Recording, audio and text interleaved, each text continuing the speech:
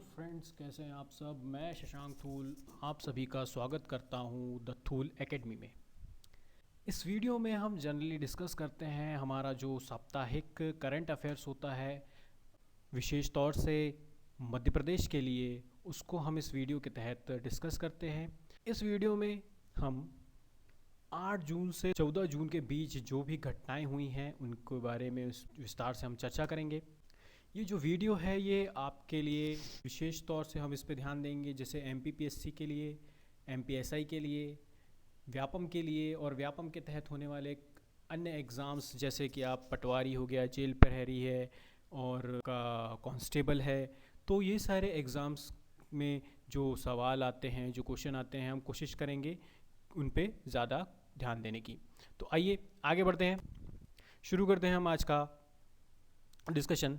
तो जो पहली खबर है हमारे पास जो आ रही है वो ये है कि मध्य प्रदेश सरकार, जो माननीय मुख्यमंत्री शिवराज सिंह चौहान जी हैं, इन्होंने एकल नागरिक डेटाबेस के संबंध में एक बैठक ली। अगर मैं इस बैठक की बात करूं तो सबसे पहले तो हम देखें कि एकल नागरिक डेटाबेस की मुख्यमंत्री शिवराज सिंह चौहान जी का कहना है कि भाई 600 से 700 योजनाएं वर्तमान में प्रदेश में चल रही है। इन योजनाओं के लिए हर व्यक्ति को फिर अलग अलग तरह से अपना पंजीकरण करवाना होता है। तो पंजीकरण करवाने के लिए हर बार नागरिक जो होता है, योजना का लाभ लेना चाहता है, वो बार बार उसको अपनी जानकारी उपलब्ध करवानी पड़ती है, अपने दस्तावेज़ वहाँ देने पड़ते हैं। उसी की तरह उन दस्तावेज़ों को जो सरकारी मशीनरी लेती है, यानी कि जो विभाग उसको लेता है, फिर उनको प्रोसेस करता है, भाई सही है कि गलत है, उसके बारे में उसकी जाँच करता है, तब जाके उसका पंजीकरण वहाँ पे होता है। चर्चा इस बात पे की गई कि भाई कुछ ऐसा सिस्टम लाया जाए कि भाई हम पूरा एक डाटा बना दें, सारे लोगों का एक बार डाटा अगर बन जाए, सारे नागरिकों का एक डाटाबेस बन जाए, तो फिर क्या होगा कि भाई आपको बार बार पंजीकरण करने की आवश्यकता नहीं है। ठीक है, इसको इस तरह से समझिए कि मान लीजिए आप गरीबी रेखा कार्ड में, जो व्यक्ति है उसने गरीबी रेखा कार्ड बनवाने के लिए अपना आवेदन दिया। अब वो गरीबी रेखा कार्ड आवेदन बनवाने के लिए जितने भी उसको डॉक्यूमेंट्स लगे होंगे, भाई उसने अपना आधार कार्ड दिया, राशन कार्ड दिया, सारे डॉक्यूमेंट उसने दिए और उसका गरीबी रेखा कार्ड बन के आ गया।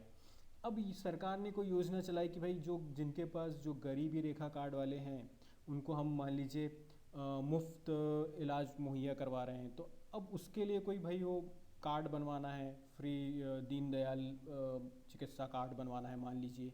ठीक है, तो अब वो क्या करेगा कि वो व्यक्ति उस योजना का लाभ लेने के लिए फिर से सारे डॉक्यूमेंट लगाएगा, अपने आधार कार्ड लगा रहा है, अपना राशन कार्ड लगा रहा है, वोटर आईडी लगा रहा है, ठीक है, और फिर उसके बाद फ़ोटो लगा रहा है, वो सारे नाम पता सब दे रहा है, फिर उसके बाद वो गरीबी रेखा कार्ड भी लगवा रहा है, लगाएगा अपनी कि भाई मैं गरीबी रेखा के अंतर्गत आता हूँ। तो ये पूरी प्रोसेस किसको करनी पड़ेगी बार बार? जिसको भी उस योजना के तहत लाभ लेना है।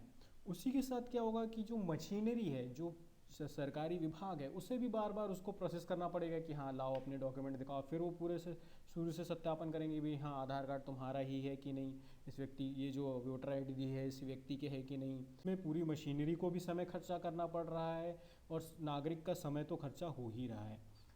तो सरकार ने ये इस बात पे चर्चा की कि भाई क्यों ना एक एकल डाटाबेस बन जाए, यानी एक बार हमने डाटाबेस बना दिया, सारे नागरिकों की जानकारी एक बार इकट्ठा कर दी। अब जो भी योजना के तहत भाई जिसको जो लाभ देना है वो एक बार में ही एक बार जिसने अपनी आईडी दी या अपने एक बार कोई जानकारी दी और वहीं से हमने सारी जानकारी उठा के कि हाँ ये व्यक्ति जो है ये इस योजना के तहत आता है या इस योजना के तहत नहीं आता है। तो इस डेटाबेस की अगर हम बात करें, डेटाबेस बनाने की बात की जा रही है, तो ये मध्य प्रदेश अपने आप में पहला, या ही में अगर हम बात करें तो राजस्थान में ये भी सेम यही तरह की जो योजना है चल रही है भामाशाह योजना के नाम से। और इसी तरह से आंध्र प्रदेश और तेलंगाना में भी इसी तरह की एक योजना चल रही है, वो चल रही है प्रजा साधिकार के नाम से।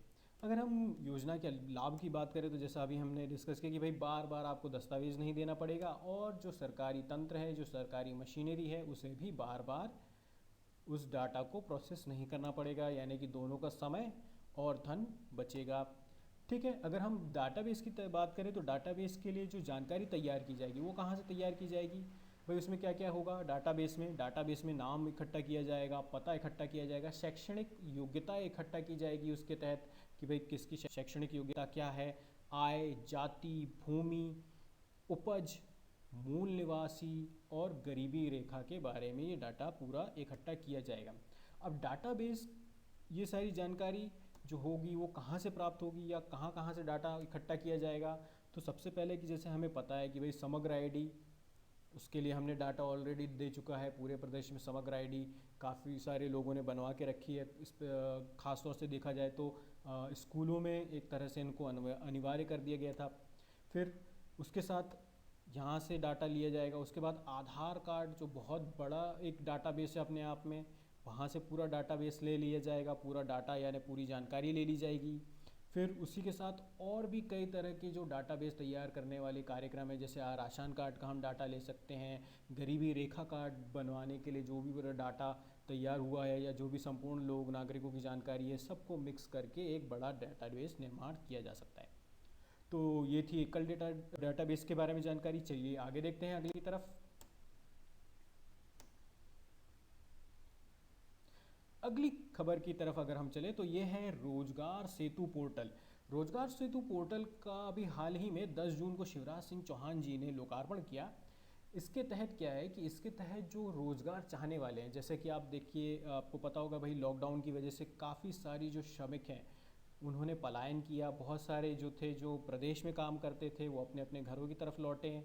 ठीक है, ऐसे ही प्रदेश के बहुत सारे ऐसे थे श्रमिक थे जो बाहर काम करते थे, वो वापस अपने घरों की तरफ आए हैं। तो इस तरह से उनके पास अब रोज़गार की समस्या है। उसी तरह से जो रोज़गार देने वाले हैं, जो फैक्ट्रीज़ हैं, जो इस तरह के संस्थान हैं जहाँ पे मज़दूरों की, श्रमिकों की, ये काम करने वालों की ज़रूरत है, उनके पास भी काम करने वाले या श्रमिक नहीं हैं। क्योंकि वो क्या है, बहुत सारे श्रमिकों ने पलायन करके छोड़ के वापस अपने घरों की तरफ लौटे हैं। तो इस समस्या का समाधान करने के लिए जो हमारी राज्य सरकार है, इन्होंने क्या किया, एक पोर्टल बना दिया भाई, रोजगार सेतु पोर्टल के नाम से। अब क्या किया गया है कि इसमें जो जिनको काम की आवश्यकता है, यानी रोजगार चाहने वाले और रोजगार देने वाले, दोनों की जानकारी इस पोर्टल में आपको अवेलेबल है। यानी कि भाई किसी को श्रमिक की आवश्यकता है तो उसमें जाके वो वहाँ से जो श्रमिक हैं, जिनको काम करना है या जो काम करने वाले लोग हैं, उनसे जाके सीधा संपर्क कर सकता है। वहाँ पे उनके नंबर दिए हैं, मोबाइल नंबर दिए हैं, पते वगैरह दिए हैं, तो वहाँ से जाके सीधा संपर्क कर सकता है उन्हें अपने रोज़गार पे रखने के लिए। उसी तरह से किसी को रोज़गार की आवश्यकता है तो वो उस पोर्टल में जाके अपनी जानकारी दे सकता है। ठीक है, उसी के साथ जो राज्य सरकार है, राज्य सरकार ने सूक्ष्म, मध्यम, लघु विभाग, औद्योगिक नीति और निवेश विभाग, पंचायत एवं ग्रामीण विकास विभाग, जल संसाधन, लोक निर्माण, नर्मदा घाटी विकास और जितने भी जिलों के कलेक्टर्स हैं, उनको कहा है कि भाई आप इस लोगों को प्रोत्साहित करें इस पोर्टल को लोकप्रिय बनाने के लिए। उसी के साथ आप इस पोर्टल के माध्यम से अपने क्षेत्रों में रोजगार देने के लिए लोगों को रोजगार मेले भी आयोजित करें। तो ये थी रोजगार सेतु पोर्टल की बात। आगे चलते हैं अगली खबर की तरफ। यह है बैंक सखी योजना। बैंक सखी के बारे में हम देखते हैं। बैंक सखी जो था वो उसको जनरली जो चालू किया गया था, ये शुरू किया गया था राजगढ़ से। राजगढ़ में नर्मदा झाबुआ बैंक के द्वारा इसको चालू किया गया था, फिर बाद में इसे संपूर्ण प्रदेश में लागू किया गया। इसके तहत क्या होता है कि जो सहायता समूह जो बनाती हैं महिलाएं, खास तौर से विशेष तौर से ग्रामीण क्षेत्रों में, तो स्व सहायता समूह में से जो शिक्षित महिलाएं होती हैं उनको ग्रामीण सखी के रूप में नियुक्त किया जाता है। अभी जो हाल ही में जानकारी जो आई है उसके हिसाब से जो अपर मुख्य सचिव हैं ग्रामीण विकास विभाग के श्री मनोज श्रीवास्तव जी, उन्होंने ये बताया है कि 2,87,000 स्व सहायता समूह हैं जिनमें 32,27,000 महिलाएं जुड़ी हैं। इनमें से 652 महिलाएं जो हैं वो बैंक सखी के रूप में कार्य कर रही हैं। ये बैंक सखी के रूप में जो कार्य कर रही हैं, ये जो महिलाएं हैं, ये जनरली इनका काम क्या है कि जो बैंकिंग सुविधाएं हैं उनको ग्रामों तक पहुंचाना। जैसे कि किसी को छोटी जो बचत है उसको जमा करवाना है, या अपनी बचत को निकालना है, या बैंक के माध्यम से दी जाने वाली जितने भी सुविधाएं या लाभ हैं उनको ग्रामीणों तक पहुंचाना है। तो इन सब कार्यों में इनका बहुत ही महत्वपूर्ण योगदान दिया जा रहा है। आगे अगली खबर की तरफ। अगली खबर है मध्याह्न भोजन योजना के बारे में। तो अभी जैसे कि हम जानते हैं कि भाई मध्याह्न भोजन योजना के तहत जो बच्चे होते हैं, गरीब बच्चे जो होते हैं, उनको भोजन दिया जाता है स्कूलों में, ठीक है। लेकिन अभी जो कोरोना काल चल रहा है, कोरोना काल की वजह से स्कूल तो बंद हैं, तो इस वजह से उनका जो मध्याह्न भोजन है उसकी समस्या आ रही है। तो बहुत सारे जो विद्यार्थी हैं उनको इस कोरोना संकट में उनके खातों में ये जो मध्याह्न भोजन की राशि है वो डायरेक्ट जमा कर दी गई है। इसी के साथ कई सारे बच्चे ऐसे हैं जिनके खाते वगैरह उपलब्ध नहीं थे, तो उनके घरों तक राशन पहुंचाने की व्यवस्था की गई है। अगर मैं मध्याह्न भोजन योजना की बात करूं तो ये 15 अगस्त 1995 से संपूर्ण देश में ये केंद्र प्रायोजित स्कीम के रूप में आरंभ हुई थी। केंद्र प्रायोजित का मतलब होता है कि भाई केंद्र, इसमें कुछ हिस्सा केंद्र का होगा और कुछ हिस्सा राज्य का होगा। आगे चलते हैं अगली खबर की तरफ। हाँ, एक चीज़ और कि अक्सर ये पूछा जाता है कि भाई ये मध्याह्न भोजन योजना जो है किस मंत्रालय के तहत आती है। तो आप याद रखिएगा, ये जो है ये मानव विकास मंत्रालय के स्कूल शिक्षा और साक्षरता विभाग के अंतर्गत आती है। तो विभाग तो शायद ही कम ही पूछा जाता है परीक्षाओं में, लेकिन ये अक्सर कुछ पूछे जाते हैं कि भाई ये योजना जो है ये किस मंत्रालय के अंतर्गत आती है। तो चलिए आगे बढ़ते हैं। आगे जो है वो है एक और महत्वपूर्ण योजना, ये है नल जल योजना। नल जल योजना की अगर मैं बात करूं तो लोक स्वास्थ्य एवं यांत्रिकी विभाग इसने अभी जानकारी दी है कि प्रदेश में 20 समूहों में इस नल जल योजना के तहत 2659 ग्रामों को पेयजल की सुविधा मिलने लगेगी। अगर मैं इसकी नल जल योजना की बात करूं तो नल जल योजना के अगर मुख्य विशेषताएं क्या है, तो ये है कि भाई प्रत्येक परिवार को जो है वो साफ जल मुहैया कराना, ठीक है। इससे जो फ़ायदा होगा, ये प्रदेश के करीब 60 लाख लोगों को इस योजना के तहत फ़ायदा दिए जाने की बात कही गई है। उसी के तहत नल जल के तहत जो घरों घरों में नल लग जाएंगे, हर घर में नल हो जाएगा, तो जो महिलाएं हैं उन्हें जो हैंडपम्प से लाने के लिए जो मेहनत करनी पड़ती है वो नहीं करनी पड़ेगी। या बहुत सारे गांव ऐसे हैं जहाँ पे हैंडपम्प भी काम नहीं करते या वैसी कोई सुविधा नहीं है, तो काफ़ी दूर उनको जल स्रोत तक जाना पड़ता है पानी के लिए। तो ये सारी समस्याएं जो हैं इनका समाधान होगा। इस नल जल योजना के तहत अगर मैं बजट की बात करूं तो शुरुआती स्तर पर इसमें 2200 करोड़ रुपए का बजट का प्रावधान किया गया था। आइए चलते हैं अगली खबर की तरफ। अगली खबर है वो है आत्मनिर्भर भारत। आत्मनिर्भर भारत की घोषणा माननीय प्रधानमंत्री श्री नरेंद्र मोदी जी ने की थी।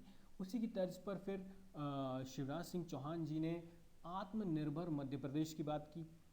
तो इसी योजना को कि भाई हम कैसे आत्मनिर्भर मध्य प्रदेश बनाएं, इसके लिए मुख्यमंत्री जी ने एक बैठक ली।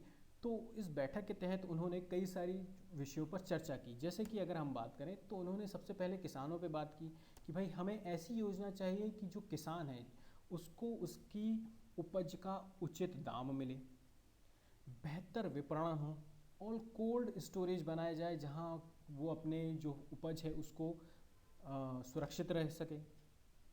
उसके बाद उन्होंने जो छोटे कारोबारी हैं उनके लिए बात की कि भाई ऐसी योजनाएं बनाई जाए कि छोटे और बड़े सभी व्यापारियों को ऋण सुविधाएं मिल सके ताकि वो अपने व्यापार को और बढ़ा सकें।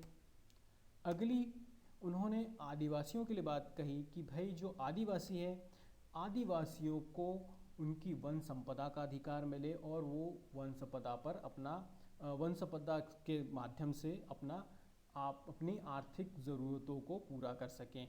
इसी के साथ में आदिवासियों का और कैसे विकास हो इसके बारे में भी बात की गई।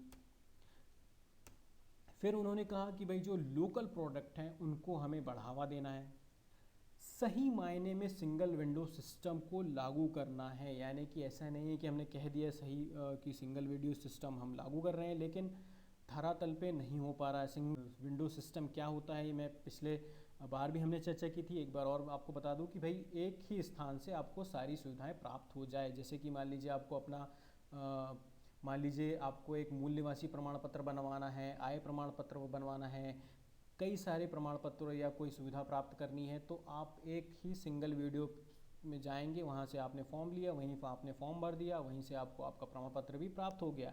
ऐसा नहीं है कि भाई आप अब एक काम करो कि आप उस डिपार्टमेंट में जाओ, यहाँ से ये लिखवा के लाओ, वहाँ से वो लिखवा के लाओ, ऐसा करो वैसा करो, तो ये दफ्तर दफ्तर आपको चक्कर नहीं लगाने हैं।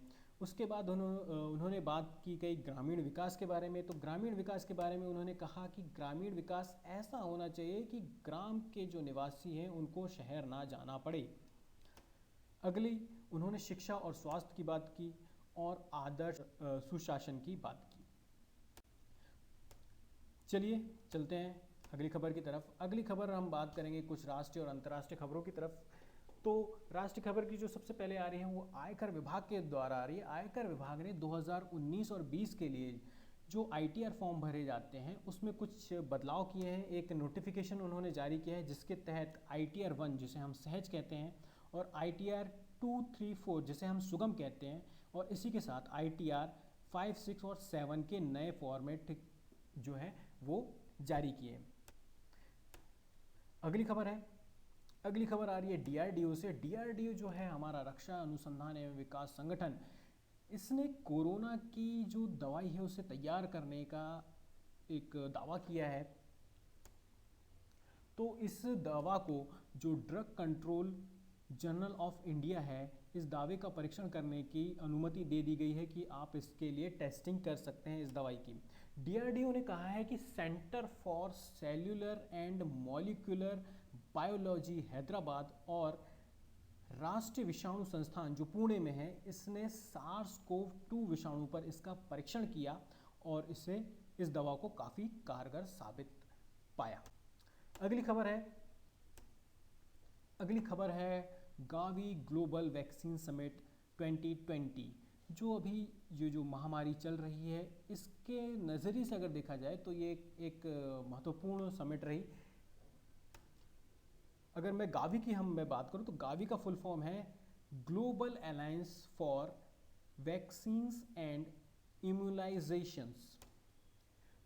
हाल ही में ब्रिटेन के प्रधानमंत्री बोरिस जॉनसन ने वर्चुअल ग्लोबल वैक्सीन समिट 2020 का आयोजन किया। वर्चुअल आपको पता ही होगा, यानी कि भाई जिसको वीडियो कॉन्फ्रेंसिंग के थ्रू एक पूरी मीटिंग हुई, एक समिट हुई है पूरी। इसमें लगभग 50 से अधिक जो है वो देशों ने भाग लिया। हमारे माननीय प्रधानमंत्री मोदी जी ने भी इसमें भाग लिया और उन्होंने गावी को $15 मिलियन की सहायता भी दी। इसी के साथ उन्होंने ये कहा कि भाई आर्थिक सहायता के साथ साथ भारत जो गावी को हर किस्म की मदद देने के लिए तैयार है। आगे बढ़ते हैं अगली खबर की तरफ। अगली खबर है 5 जून यानी विश्व पर्यावरण दिवस के बारे में। ठीक है, विश्व पर्यावरण दिवस एक महत्वपूर्ण दिवस है। एक परीक्षाओं में इसके बारे में लगातार पूछा जाता है। इस बार जो पर्यावरण दिवस मनाया गया है इसमें जो हमारे पर्यावरण मंत्री श्री प्रकाश जावड़ेकर जी हैं, इन्होंने नगर वन योजना की घोषणा की। इसके तहत उन्होंने कहा कि देश में करीब 200 नगरों के बीच में वन को विकसित किया जाएगा। और इस अवसर पर जावड़ेकर जी ने एक कहा कि यदि हम प्रकृति की रक्षा करते हैं तो प्रकृति हमारी रक्षा करती है। इस लाइन को आप कहीं ऐसे वगैरह आप लिख रहे हो तो इसमें आप प्रयोग कर सकते हैं, काफ़ी अच्छी लाइन है। और अगर हम वनों शहरों के बीच में या नगरों के बीच में वन विकसित करने की बात करें तो हमारे भोपाल का कोई जवाब नहीं है। भोपाल के बीचों बीच बढ़िया वन विहार बना हुआ है। तो उसी तरह से अब कई सारे शहरों में आपको वन विहार देखने मिलेगा। आइए आगे बढ़ते हैं। अगली जो खबर है वो है 12 जून को विश्व बाल श्रम निषेध दिवस मनाया जाता है। इस दिवस के ऊपर जो पूर्व संयुक्त संचालक जनसंपर्क विभाग के राजा दुबे जी हैं, श्री राजा दुबे जी, इन्होंने एक लेख लिखा है। उसके बारे में हम देखते हैं कि आखिर वो क्या लिखते हैं। वो लिखते हैं कि अंतर्राष्ट्रीय श्रम संगठन के द्वारा वर्ष 2002 में इसको मनाया गया। बाल श्रम एक वैश्विक समस्या है और इसके प्रति जागरूकता लाने के लिए बाल श्रम निषेध दिवस को मनाया जाता है। अगर बाल श्रम की स्थिति की हम बात करें तो अंतर्राष्ट्रीय श्रम संगठन ने एक रिपोर्ट जारी की थी। शीर्षक के तहत इसका शीर्षक था बाल श्रम के वैश्विक परिणाम और रुझान 2012-16।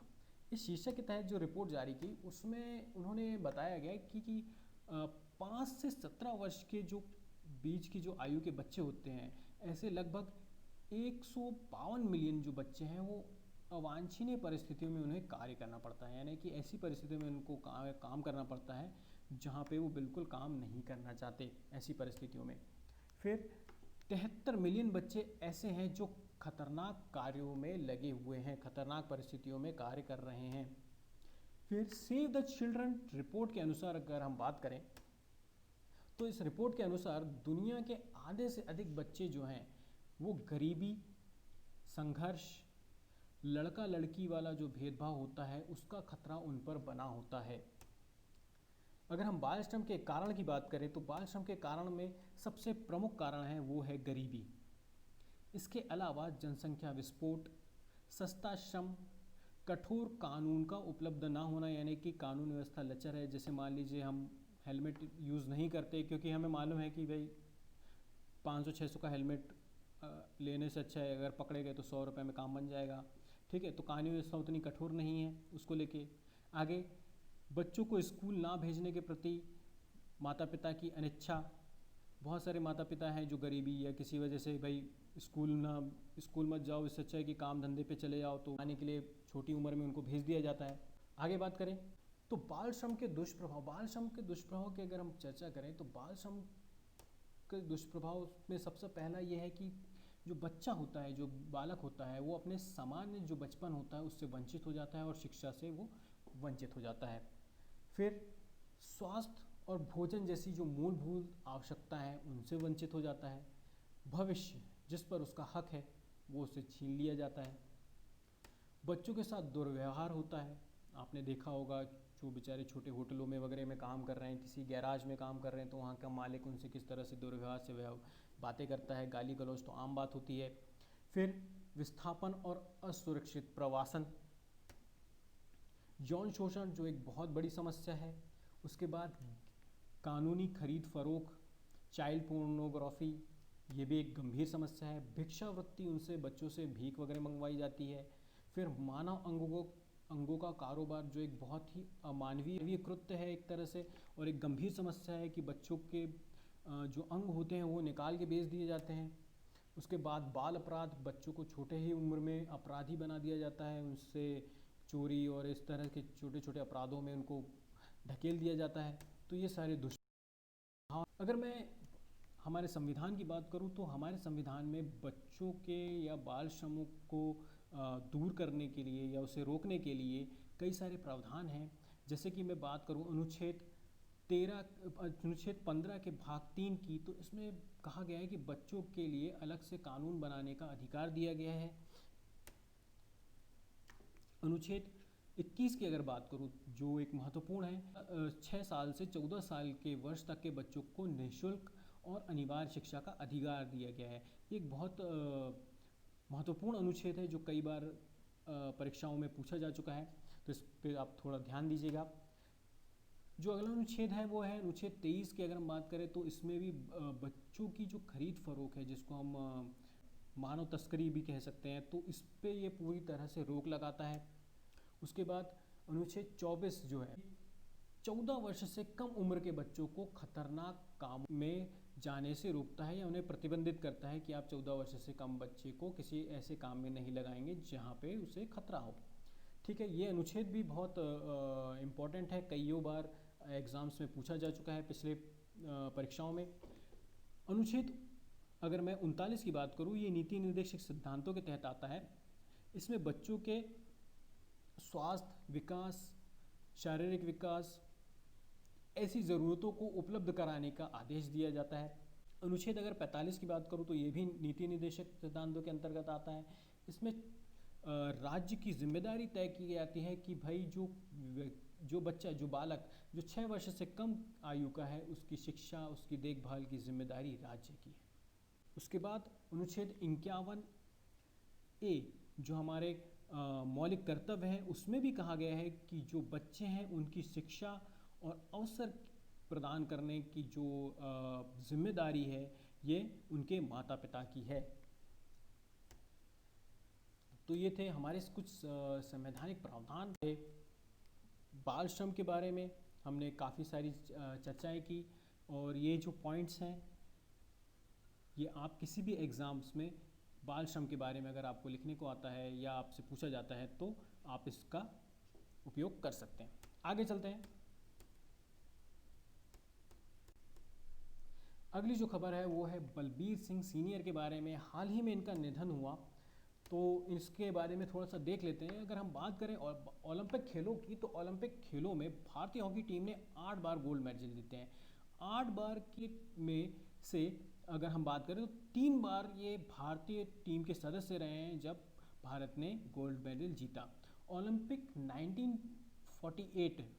1948 में जो लंदन में हुए थे, उसमें इन्होंने पदार्पण मैच में अर्जेंटीना के खिलाफ 6 गोल किए थे। उसके बाद ओलंपिक 1952 में जो हेल्सिंक फिनलैंड में हुआ था, इसमें इन्होंने अपना सर्वश्रेष्ठ प्रदर्शन किया और सेमीफाइनल में इंग्लैंड के खिलाफ 3 गोल किए। उसी के साथ ओलंपिक के फाइनल की अगर हम बात करें, तो ओलंपिक फाइनल में जो नीदरलैंड हुआ था इसी ओलंपिक में 1952 में, उसमें इन्होंने 5 गोल किए थे। और फाइनल में 5 गोल यानी प्रदर्शन अब तक का ये इनका ये सर्वश्रेष्ठ प्रदर्शन था, और किसी भी खिलाड़ी का ये अब तक का सर्वश्रेष्ठ प्रदर्शन है, यानी कि इनका रिकॉर्ड किसी भी अभी तक किसी ने नहीं तोड़ा, यानी कि 5 गोल फाइनल मैच में करना। आगे हम बात करें तो ओलंपिक जो 1956 हुआ था, 1956 जो हुआ था मेलबर्न ऑस्ट्रेलिया में, उस मैच में इन्होंने कप्तानी की थी और भारत को स्वर्ण पदक जिताया था। इसके बावजूद, जबकि इनके जो उंगली है उसमें फ्रैक्चर हो गया था। इसके बारे में थोड़ा सा बताता हूँ कि एक्चुअली क्या हुआ था कि उस समय इनके उंगली में चोट लग गई थी, फ्रैक्चर हो गया था। तो भारतीय ओलंपिक जो टीम थी, जो सदस्य संघ था, उन्होंने कहा कि भाई हम इस बात को डिस्क्लोज़ नहीं करेंगे, हम किसी को बताएंगे नहीं कि बलबीर सिंह सीनियर को चोट लग गई है, क्योंकि सब जानते थे कि भाई ये व्यक्ति जो है, मतलब बाकी की जो टीम है वो उनसे डरती थी। तो उन्होंने कुछ ऐसा प्लान किया कि भाई किसी को बताया नहीं, और ये जब मैदान में खेले तो सारे जो खिलाड़ी थे इनको रोकने के लिए लग गए कि भाई ये गोल ना। तो इस तरह से चोट में उंगली में चोट लगने के बावजूद इन्होंने भारतीय टीम की कप्तानी की और भारत को स्वर्ण दिलाया। अगली खबर जो है वो है 1950 के जो दशक के एक महान धावकों में से गिने जाते थे, उनका नाम है बॉबी जोएमारो। इनका भी 84 वर्ष की उम्र में निधन हो गया है। इन्होंने मेलबर्न ओलंपिक 1956 में करीब 3 स्वर्ण पदक जीते थे। फिर जाने माने एक फिल्म निर्देशक हैं बासु चटर्जी, इनका भी 90 वर्ष की उम्र में निधन हो गया। इन्होंने कई सारी फिल्मों में निर्देशन किया है और एक लेखन का कार्य भी करते हैं ये, जैसे कि चित्चोर, रजनी, बातों बातों में, उस पार, काफ़ी सारी पारिवारिक किस्म की फिल्में इनके द्वारा बनाई गई। आगे चलते हैं। आगे एक खबर है ऑनलाइन अंतर्राष्ट्रीय निशानेबाजी चैंपियनशिप जो हुई, उसमें भारत की यशस्विनी देसवाल ने गोल्ड मेडल जीत लिया है। अगली खबर चलते हैं अंतर्राष्ट्रीय खबरों की तरफ।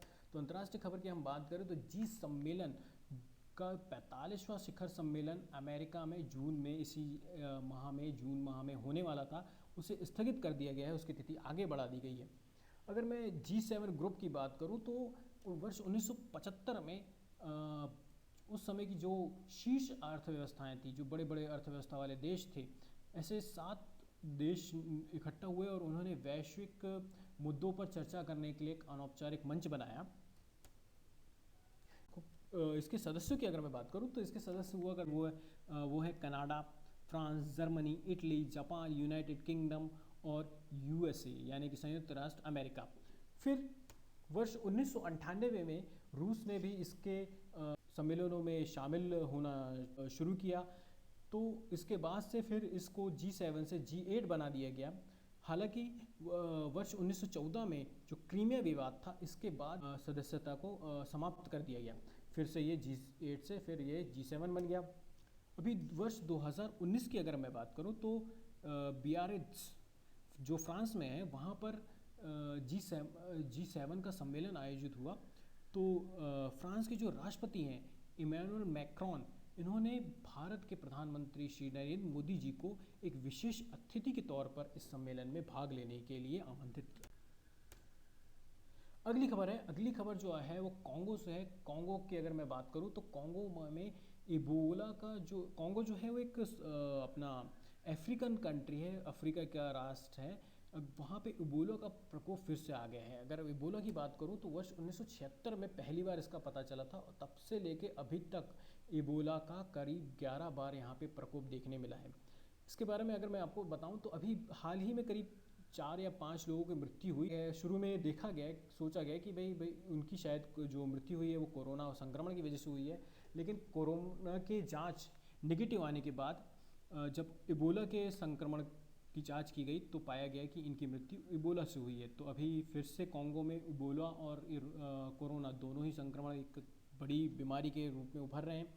चलिए आगे बढ़ते हैं। आगे अगर हम बात करें तो अमेरिका ने हांगकांग का जो विशेष दर्जा है उसको ख़त्म करने की घोषणा की है। हांगकांग और अमेरिका और चाइना, इनके बीच में क्या चल रहा है उसके बारे में हमने पिछले समाचार था उसमें हमने इसमें डिटेल में डिस्कस किया था। हालांकि अमेरिका जो हांगकांग को विशेष दर्जा दे के रखा था, उसके तहत अमेरिका उसे कुछ आर्थिक सुविधाएं प्रदान करता था। तो अब जो अमेरिका ने हांगकांग का विशेष दर्जा खत्म किया है, उसके तहत जितने भी आर्थिक सुविधाएं जो अमेरिका की तरफ से जो भी आर्थिक सुविधाएं दी जाती थी वो पूरी तरह से अब बंद कर दी गई है। तो ये था आज का हमारा डिस्कशन, और मैं उम्मीद करता हूँ कि ये वीडियो आपको पसंद आया होगा। और इस आज हमने जो भी डिस्कस किया है, इस डिस्कशन से जो भी आपको जानकारी प्राप्त हुई है, ये आपको आपके आने वाले एग्ज़ामों के लिए मददगार साबित होगी। इस वीडियो को लेकर आपको अगर कोई सुझाव देने हैं या आपके कोई भी शिकायत है तो उसका मैं स्वागत करता हूँ। इसमें जो व्हाट्सएप नंबर दिया है उसमें आप फेसबुक पर या फिर इस वीडियो के कमेंट बॉक्स पर आप अपने सुझाव, शिकायत और सलाह मुझे दे सकते हैं। आगामी परीक्षाओं के लिए आपको बहुत बहुत शुभकामनाएं। घर पे रहिए, बहुत ज़रूरी है तो ही घर से बाहर निकलिए। अपना और अपनों का ख्याल रखिए। जय हिंद, जय भारत।